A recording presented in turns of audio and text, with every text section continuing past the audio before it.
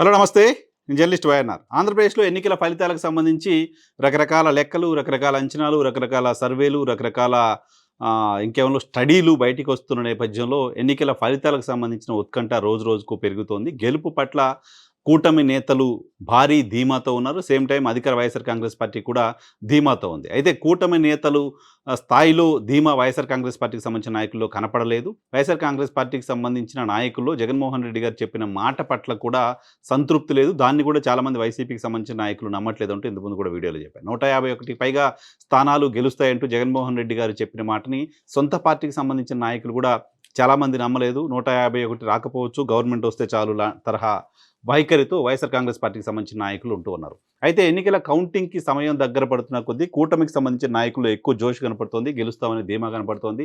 So ఎన్నికల ఫలితాలపైన ఇప్పటివరకు స్పందించని TDP అధినేత చంద్రబాబు నాయుడు గారు నిన్న విదేశీ పర్యటన ముగించుకొని వచ్చిన తర్వాత ఆయన చెప్పిన మాట వైఎస్ఆర్ కాంగ్రెస్ పార్టీ 35 స్థానాలకే పరిమితం అవుతుంది అంటూ చెప్పారు. సో మొదటిసారి చంద్రబాబు నాయుడు గారు స్పందనగా మనం దాన్ని చూడాల్సి ఉంటుంది. సో అయితే ఎన్నికల కౌంటింగ్ సమయానికి మరోసారి ఎన్నికల ఫలితాలపైన వైఎస్ఆర్ కాంగ్రెస్ పార్టీకి సంబంధించిన నాయకులు, శ్రేణులకు కూడా నమ్మకం లేకుండా పోతున్న పరిస్థితి. బెట్టింగుల పేరుతో కూటమికి సంబంధించిన నేతలు చేస్తున్న హడావుడి ఇవన్నీ చూసిన తర్వాత వైఎస్ఆర్ కాంగ్రెస్ పార్టీకి సంబంధించిన నాయకులు, శ్రేణులు కొంత గెలుపుకు సంబంధించిన ధీమా తగ్గిందనే వాతావరణం కనపడుతోంది. ఈ నేపథ్యంలో జగన్మోహన్ రెడ్డి గారు కొద్దిసేపటి క్రితం ఒక ట్వీట్ చేశారు. ఏపీ సీఎం జగన్మోహన్ రెడ్డి రేపు ఆయన 1 తారీఖున ఆంధ్రప్రదేశ్కి రాబోతున్నారు. ఆయన విదేశీ పర్యటనకి వెళ్ళారు. ఆయన 1న ఇక్కడికి రాబోతున్నారు. ఈ నేపథ్యంలో ఆయన కొద్దిసేపటి క్రితం చేసిన ఒక ట్వీట్‌ని చదివి వినిపిస్తాను. దేవుడి దయ, ప్రజలిచ్చిన చారిత్రాత్మక తీర్పుతో సరిగ్గా 5 ఏళ్ల క్రితం ఇదే రోజున మన పార్టీ అధికారంలోకి వచ్చింది.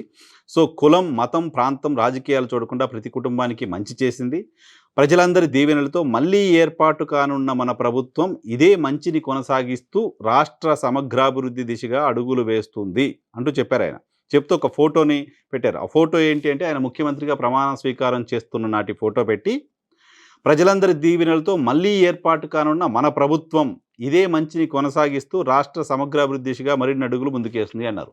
సో గెలుపుకు సంబంధించి తానెంత ధీమాగా ఉన్నాను అనే విషయాన్ని జగన్మోహన్ రెడ్డి ట్విట్టర్ ద్వారా చెప్పే ప్రయత్నం చేశారు. సో గెలవబోతున్నాం, దానికి సంబంధించి ఎవరికి ఎటువంటి అనుమానాలు ఉండాల్సిన అవసరం లేదు అనే మాట జగన్మోహన్ రెడ్డి గారు చెప్పినట్లయింది. అంతేకాదు వైఎస్ఆర్ కాంగ్రెస్ పార్టీ అధికారికంగానే అఫీషియల్గానే ఇప్పటికే కౌంట్ డౌన్ ప్రారంభమైంది ప్రమాణ స్వీకారానికి అంటూ చెప్తోంది. సో వచ్చే నెల 9న విశాఖపట్నంలో జగన్మోహన్ రెడ్డి గారికి ప్రమాణ స్వీకారం చేయబోతున్నారు అంటూ చెప్తుంది. దానికి సంబంధించిన ముహూర్తాన్ని కూడా పెట్టింది. సో వైసీపీ చాలా ధీమాగా ఉన్నప్పటికీ, ధీమాగా ఉంటూనే ప్రమాణ స్వీకారానికి కూడా ఏర్పాటు చేస్తున్నప్పటికీ, ఇప్పటికే పెద్ద ఎత్తున 9వ తారీఖు విశాఖపట్నానికి వెళ్ళడానికి సంబంధించి ఏర్పాట్లు చేసుకున్న నాయకత్వం చాలా.